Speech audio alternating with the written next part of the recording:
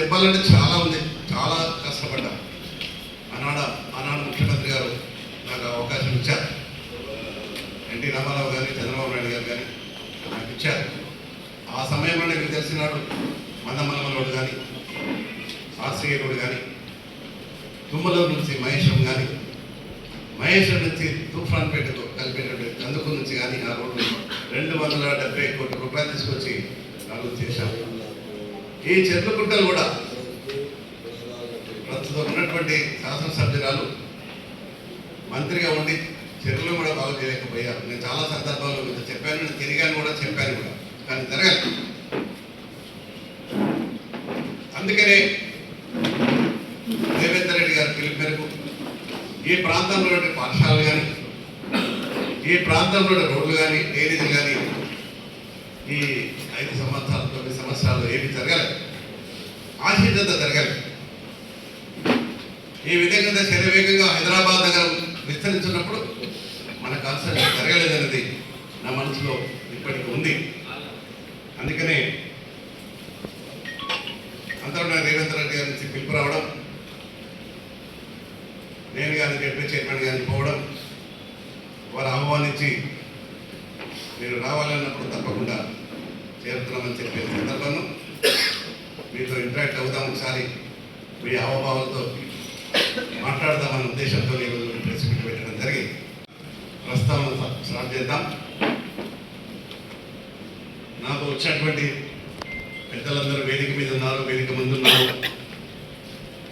నా మీద నమ్మకంతో,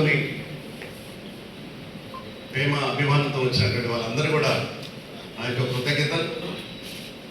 కొన్ని పరిణామాలు జరుగుతున్నాయి, తర్వాత చెప్తాం. వల్ల అవి ఎందుకు జరుగుతున్నది, ఏం జరుగుతున్నది అనే విషయంలో అధికారులు ఎప్పుడు సొంతం కాదు. 5 సంవత్సరాలకు ఒకసారి వస్తుంది, పోతుంది. కానీ మనం చేసేటటువంటి ప్రేమ అభిమానంతో పనులు వాళ్ళ గుండెలో చిరస్థాయిగా ఉండేటట్టుగా దేశం ఇప్పటికైనా హైదరాబాద్ మేయర్ అనే పిలుస్తారు. ఎందుకు?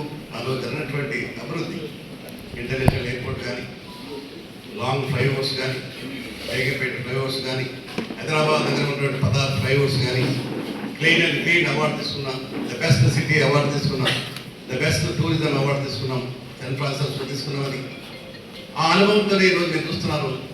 మా కాలేజీ కానీ ఇది కానీ ఇక్కడ కూడా పారదర్శకంగా ఉంటాం. అంతే తప్ప ఏదో 5 సంవత్సరాలకు వచ్చి ఏదో కరప్షన్ చేసుకొని పోవాల్సిన కర్మ మనకు పట్టలేదు, పట్టదు కూడా.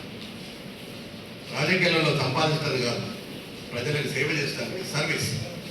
ఆ సర్వీస్ కోటితోనే నా 52 సంవత్సరాల జీవితం జరుగుతూ ఉంది. ఆ తర్వాత నేను గెలిచింది కూడా శాసనసభ్యుడిగా తెలుగుదేశం పార్టీ. ఆనాడు పరిస్థితులు బట్టి టీఆర్ఎస్ పార్టీ నాయకులు మా దగ్గరికి వచ్చి సీనియర్ లీడర్ మీరు తప్పకుండా కాన్స్టిట్యున్సీ అభివృద్ధి కోసం రావాలన్నప్పుడు నేను వెళ్ళిన పరిణామాలు మీరు చూశారు. శాసనసభ ఎన్నికల్లో నేను ఓడిపోయిన తర్వాత కాంగ్రెస్ పార్టీలో గెలిచిన వాళ్ళు తీసుకొచ్చి టీఆర్ఎస్ పార్టీ కలిసి మద్దతు ఇచ్చారు.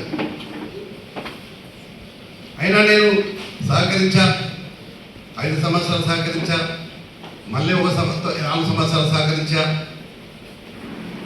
కానీ ఏదో మాటలు చెప్పి పబ్బం గడిపారు తప్ప నాకు వాల్యూ ఇవ్వలేదు. కానీ అది కూడా జిల్లా పరిషత్ చైర్మన్ కూడా రోజు మేము ఫైట్ చేసి తీసుకున్నాం.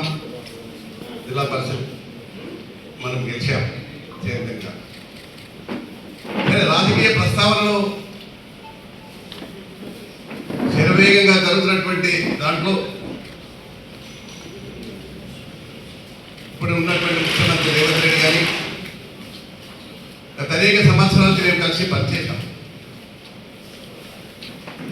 వారు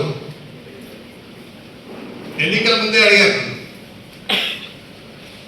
రమ్మన్నప్పుడు నేను పోలేదు. అయినా వీళ్ళలో మార్పు వస్తుందేమో, ఏదైనా ఏంటికన్నా గౌరవం ఇస్తారేమో, పిలిచి మాట్లాడతారేమో అంటే మాట్లాడకపోయింది. నేనే ఎన్నోసార్లు కల్పించుకుని పోయినా. కల్పించకపోయినప్పుడు తప్పకుండా మీకు తగినట్టు గుర్తిస్తామన్నప్పుడు జరగలేదు. నేను అధికారం కోసం పాకులాడుంటే ఈరోజు ఎన్నో పదవులు వచ్చాయి. నేను ఎన్నడూ దానికి పాకులాడను కూడా. మీకు అందరూ తెలుసు, మీకు దగ్గర నుంచి చూస్తున్నాను.